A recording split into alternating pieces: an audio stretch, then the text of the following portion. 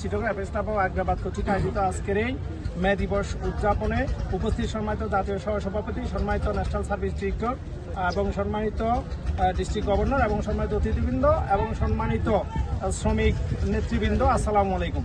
আজকে আসলে আমরা সদরঘাটকে বেছে নিয়েছি আমাদের ন্যাশনাল সার্ভিস ডিরেক্টর অ্যাপেক্সের লিয়াকত আলীর অনুরোধে। এখানে যে যারা শ্রমিকরা আছেন, যারা নৌমাঝি আছেন এবং যারা কার্ডের শ্রমিকরা আছেন, সবার যেন উপকার হয়। আসলে আমরা এখানে উপকার মানে আমরা এখানে যে খাদ্য সামগ্রী এবং গামছা বিতরণ, এটা কোনো প্রোগ্রাম নয় বা এটা কোনো বিশাল কোনো অনুদান নয় বা দানও নয়।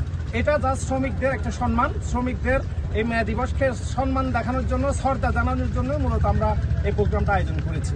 এই ক্ষুদ্র প্রয়াসের মাধ্যমে আমরা জানাতে চাই অ্যাপেক্স বাংলাদেশ সবসময় সৌহার্দ্য, সবসময় মানবতা এবং সবসময় সুসম্পর্কের মাধ্যমে অ্যাপেক্স বাংলাদেশ জাতি এবং দেশের উন্নয়নের জন্য কাজ করে, সাধারণ মানুষের জন্য কাজ করে। তো আমি আশা করবো আজকের এই শ্রমিক দিবসে সকল শ্রমিকদেরকে শ্রদ্ধা জানাচ্ছি, যারা এই দেশের অর্থনীতিকে চাঙ্গা করছে, দেশের অর্থনীতিকে বাঁচিয়ে রেখে তাদের উত্তরোত্তর সফলতা কামনা, তাদের সুস্বাস্থ্য কামনা করছি।